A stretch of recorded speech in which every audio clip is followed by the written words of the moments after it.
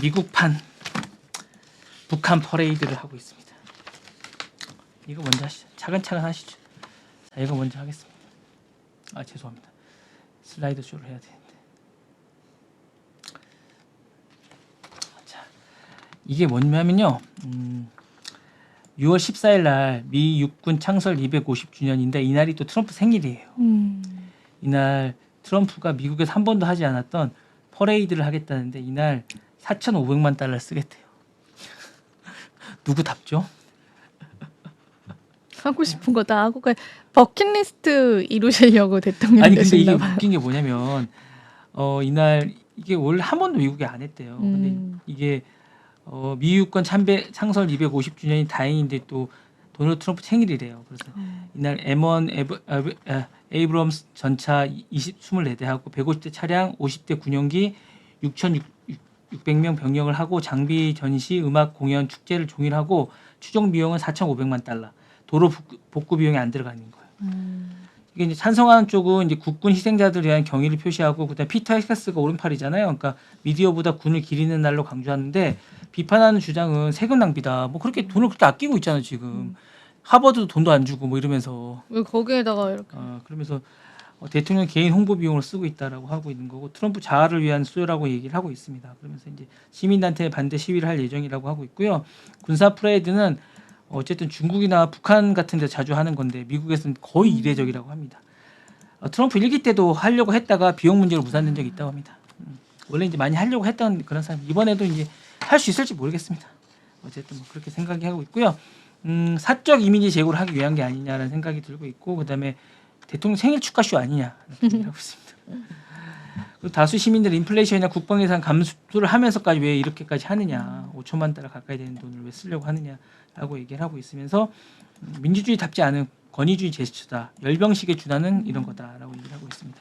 오른쪽 사진 보시면 이거 보시면 지금 이게 열병식이지 뭡니까 이게 사실 뭐 이렇게 보시면 이 열병식 아닙니까 이거 진짜 요거 이 사진 뭐 그런 거 아닙니까? 그렇게 하고 있고요. 그다음에 시민 저항이 있을 것 같은 그런 생각이 듭니다. 뭐 이렇게 생각할 것 같고 이게 문제가 아닌가라는 생각이 들고 수천만 달러의 이제 개인 이벤트가 아닌가. 자기 돈으로 하면 문제가 아닌데 그렇죠. 예, 문제가 있을 것 같은 그런 생각이 듭니다. 네. 좀 문제가 아닌가라는 생각이 드네요. 네. 좀 문제가 많이 될 것 같은 그런 생각이 듭니다. 네. 문제가 많습니다, 이분. 네, 좀 문제가 많네요. 자, 이것도 이제 문제입니다. 애플이 이게 이제 독점적인 앱 있지 않습니까? 이 사기 앱도 아닌데 겁주기식으로 이제 이걸 막고 있습니다. 그러니까 애플이 EU 쪽에 이제 결제나 사용자 이탈을 방지하려고 겁주기식 앱을 이렇게 생각하고 있답니다. EU 쪽에 헝가리 상위 앱의 인스타카라는 빨간 앱이 경고와 함께 안전 결제 시스템을 사용하지 않는다는 경고 문구가 뜬다고 합니다. 인스타카 앱스토어 규정에 위반한 적이 없는데 외부 결제를 하려고 하면 이게 경고등이 뜬다고 합니다. 그러니까 이제 외부 결제나 이런 것들 때문에 해당 앱세지에 외부 결제를 꺼리게 만드는 심리 장치로 EU 결제에 관심을 받고 있다고 하는데 이걸 들여다보고 있다고 합니다. 그러니까 외부 결제를 하려고 하면 약간 이런 식으로 워닝 EU 애플리케이션에서 이런 식으로 뜬다고 합니다. 그러니까 이렇게 해서 이제 꺼리게 만드는 심리 장치를 표시하려고 하고 있고요. EU 집행위원장 이유는 이미 애플이 겁주기형 UX 디자인으로 대해서 조사를 중이고 사용자에게 대체 마켓을 설치 어렵게 만든다는 지적을 하고 있다라고 합니다.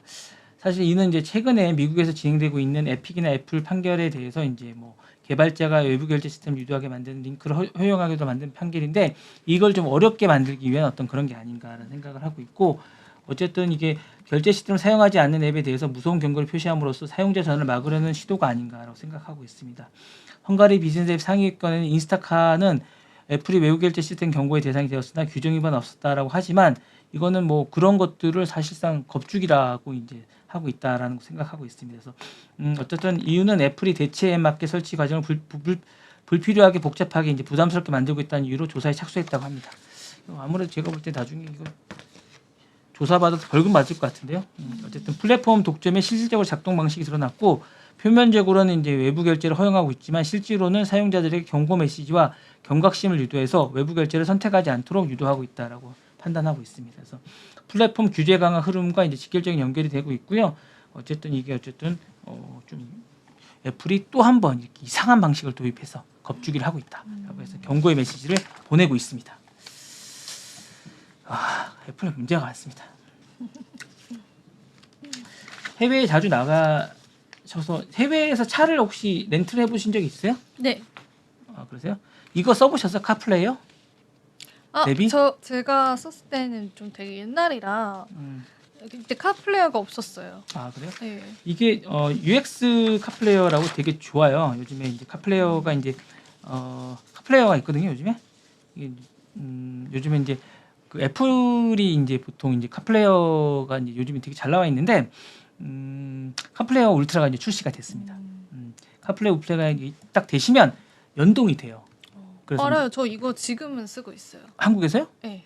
애플 카플레이어. 한국에 연동이 돼요? 네. 그래요? 한국에는 구글 맵이 없어서 잘 안 될 텐데. 돼요. 한번 해보세요. 연결만 되면 바로 돼요. 구글 앱이 잘 안 되던데. 구글 맵이 없어가지고. 제가 외국 차라 그런가? 그러니까 바로 돼요. 구글 맵이 한국에는 안 돼서 잘 안 되는데. 이거 아이폰 하면은 애플 카플레이어 바로 돼요. 그래요? 네. 구글 맵은 잘 안 돼서 그런데. 어쨌든 카플레이어 울트라가 애플의 차세대 차량용 인터페이스로 이제 기존의 카플레이어를 운전석 전체에 디지털 시스템을 확장한 버전이 생겼습니다. 이거 이제 계기판이나 인포메이션이나 디스플레이어가 공조 차량이나 UI로 이제 하는 부분이 있거든요. 이게 완전 내비게이션입니다. 이게 제가 말씀드린 카플레이어는 요런 어떤 이런 게 아니라 약간 이제 이거 좀 다른데 제가 말씀드린 카플레이어의 개념이 완전 위젯으로 해가지고 완전 한국의 티맵 같은 완전 이런 시스템으로 되는 거거든요. 좀 다른 건가? 예, 완전히 구동이 되는, 완전 티맵처럼 완전히 되는, 완전 구동이 되는 겁니다. 그러니까 우리는 티맵이란 또 다른 그게 있잖아요. 거기는 완전히 구동이 돼서 완전히 제어가 되는 것. 그러니까 완전히 UX 이 안에를 완전 제어를 다 해주거든요. 그러니까 들어가서 보시면 그래서 최초 차량이 에스턴 마틴이라고 이제 미국 캐나다 판매 모델이 됩니다. 그래서 적용 모델이 DBX라고 벤테지 해서 또 되고요. 추가 모델이 이제 요거 때문에 제가 오늘 하는 건데 현기차가 이제 제네시스까지 정확하게 좀 미공개인데 이제 됩니다. 추가 예정 모델. 근데 이거의 소프트웨어를 장악하면 사실상 소프트웨어를 장악하게 되잖아요. 그러면 애플카가 됩니다. 이 차가. 그럴 수 있겠네요. 애플카가 되는 겁니다. 그래서 사실상 이게 왜 중요하냐면 자동차 플랫폼의 애플화가 가속화되는 겁니다. 그래서 카플레이어 울트라는 단순한 미러링을 넘어서 운전자 인터페이스 중심으로 확장이 되며 차량 내 소프트웨어를 이제 시장 주도권을 누리게 되는 거고요. 이게 이제 여러 가지 의미가 있겠지만 사실 이제 자동차 스마트 기기가 본격화되면서 애플의 애플카 없는 애플카 전략이 되는 겁니다. 그래서 자율주행차나 완성차가 직접 생산하지 않아도 차량 내 사용자 경험을 이제 장악하게 돼서 이는 애플이 하드웨어 없이 생태계를 장악하는 대표적인 사례가 되면서 이제 애플이 애플카 없는 애플카 전략을 쓰게 되는 약간 이런 효과가 있게 됩니다. 그래서 자동차 제조사의 플랫폼 의존의 리스크가 좀 있는데 테슬라는 자체 OS를 구축하게 되지만 대부분 전통 완성차 업체는 자체 UI가 이제 경쟁력이 낮게 되기 때문에 사실상 이제 카플레이어의 울트라 의존할 경우에는 데이터나 소프트웨어 주도권을 애플에 넘길 수가 있게 됩니다. 그래서 구글이 이제 안드로이드를 만들게 되고 패권 경쟁이 심화되지 않을까라는 생각이 되면서 요거에 대한 어쨌든 경쟁이 점점 더 심화되지 않을까라는 생각이 들면서 요거를 장악하게 되면 이제 결국에 요 OS 경쟁도 치열해지지 않을까라는 생각이 듭니다. 요 경쟁도 향후에 지금 어쨌든 핸드폰에 대한 요 어쨌든 OS 경쟁이 치열하잖아요. 그래서 요 OS 경쟁도 치열해. 차에 대한 OS 경쟁도 치열해질 것 같은 생각이 듭니다. 카플레이어에 대한. 예. 그래서 현대가 지금 하고 있지만 못할 것 같아요. 예. 현대가 지금 그 자기네 심의 그 안에 하잖아요. 지금 현대 모비스 뭐 하고 있잖아요. 되게 안 좋지 않습니까?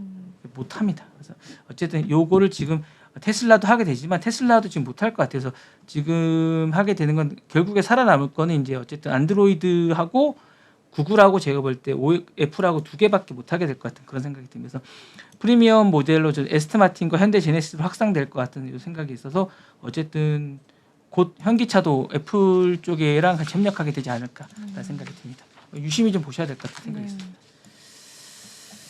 이 전쟁이 곧 애플카 카플레이어도 곧 요 전쟁이라서 요 유심히 보셔야 될 것 같은 생각이 듭니다. 자, 이거 제가 좀 전에 낙서를 좀 해놨는데요. 좀 전에 방송을 하느라고 죄송합니다. 이게 트럼프가 팀 쿡한테 직격탄을 날렸습니다.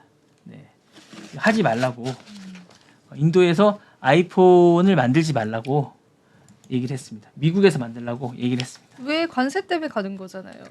아 근데 이제 이게 왜냐면 지금 미국에 투자는 사실 많이 했어요. 네. 5천억 뭐 5천만 달러 이렇게 많이 했는데 문제는 실질적으로 이게 고용 확대가 안 되는 거예요.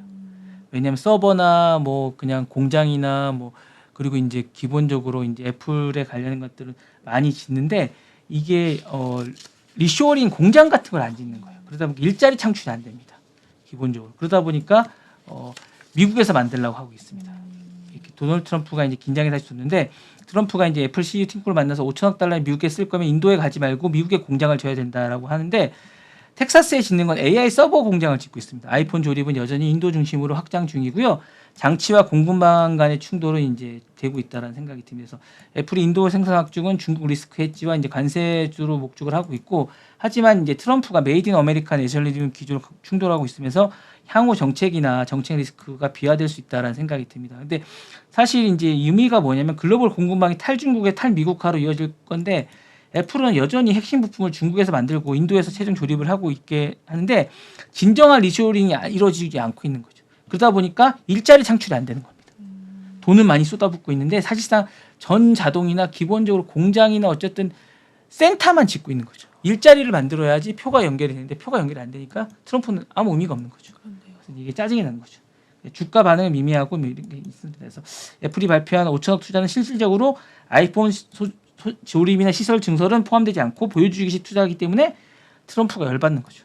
그래서 이제 화가 많이 나 있다라고 생각해서 너 이렇게 할 거면 나 정말 화낼 거야, 뭐 이런 식의 이해가 되고 있는 게 아닐까라고 생각하고 있고 뭔가 조치가 있지 않을까. 그렇겠다. 예. 그죠. 예, 하고 있습니다. 그래서 애플이 조만간 호되게 당하지 않을까. 근데 원래 사이 좋지 않았어요? 근데 또 달라요? 애플이 로비를 잘합니다. 그러니까 잘하죠. 예, 그래서 뭔가 또 보여줘야 됩니다. 뭔가 트럼프한테. 더 해야 된다. 예, 더 해야 됩니다. 노력을 더 해야 됩니다. 네. 그러지 않으면 혼날 것 같습니다. 그리고 유튜브가 지금 팟캐스트 시장에 들어갔습니다. 이제 원래 팟캐스트는 오디오 위주잖아요. 네. 이제 애플이랑 어쨌든 뭐죠? 어떻게 들어간다는 거지? 원래 이제 이 팟캐스트 시장은 원래 이제 스포티파이가 이제 주로 있었는데 그 차트를 유튜브도 차트를 이제 내기 시작해 런칭을 합니다. 이번 주부터 위클리 차트를 조 로건이랑 이런 친구들이 하는데 유튜브도 팟캐스트를 이제 오디오 위주로 하는 그 팟캐스트 순위를 이번 주부터 이제 런칭을 한다는 얘기입니다. 순위를 하겠다고 했고 처음으로 미국 내 인기 팟캐스트 순위를 공개하겠다는 겁니다. 자기네 팟캐스트를 리스트를 하겠다는 거예요. 순위 차트를 공개하겠다는 거고 순위 기준은 총 시간이고 오디오 중심의 어쨌든 이런 거 다르게 자기네도 팟캐스트 시간을 공개하겠다는 겁니다. 예. 뭔지 아시겠어요? 네. 예. 근데 순위가 좀 달라요. 그래요? 예. 그래서 조 로건이 1인 거 맞는데 2, 3위가 좀 다릅니다. 킬톤이라고 유튜브 차트가 이제 다른 데 51이고 178인데 여기는 2위를 기록하는 약간 순위가 좀 다르다는 거고 그다음에 유튜브 팟캐스트는 약간 좀 시청자 기반이 영상 중심이기 때문에 저쪽은 다 오디오 중심인데 여기 영상 중심이라 좀 다르다는 거예요. 그러니까 팟캐스트라는 게 실시간 방송이라는 거예요. 약간 실시간 방송이라 좀 다르다는 겁니다. 실시간 방송을 팟캐스트라고 하거든요. 그러니까 좀 다른 개념입니다. 이정환 아나운서 실시간 방송 좀 하시잖아요. 그런 거죠. 이런 거 네. 얘기하는데 그래서 순위를 이제 발표하겠다는 겁니다. 그래서 이렇게 얘기하는 거고 제가 우리나라 순위가 좀 있는가 봤는데 없더라고요. 역시 미국이 강세더라고요. 그렇죠. 인구 자체가 인구 자체가 달라서 그런 것 같아요. 그런 것 같고 상위권에 많이 올라가 있고 조 로건이라고 그 트럼프 대통령이 나가는 그 약간 그 격투기 하는 그 친구 있지 않습니까? 그분이 상위권에 있더라고요. 그래서 그렇게 돼 있는 것 같고 전략폼이 좀 돼 있는 것 같고 이게 기본적으로 유튜브 팟캐스트는 약간 보여주기 약간 영상적인 게 좀 많이 있는 것 같아요. 시청 기반이 영향력이 새로운 기준인 것 같고 논란 속에서 여러 가지가 있는 것 같아서 약간 지표가 좀 다른 듯한 느낌이 좀 있습니다. 그래서 이게 여러 가지가 좀 있는 게 아닌가라는 생각이 듭니다. 좀 많이 긴장을 하고 있다라고 말씀을 드리고 싶습니다. 유튜브가 하면 뭔가가 많이 달라진다라는 걸 보여주기 위해서 가지고 왔습니다. 다음 소식 전해드리겠습니다. 자, 메타가 비헤머스라는 요거를 출연을 여기 보시면 제가 이제 낙서를 계속했는데 요 친구 요 디자인이거든요. 라마4로 만든 요 디자인 언어인데 요거 출시를 늦추기로 했습니다.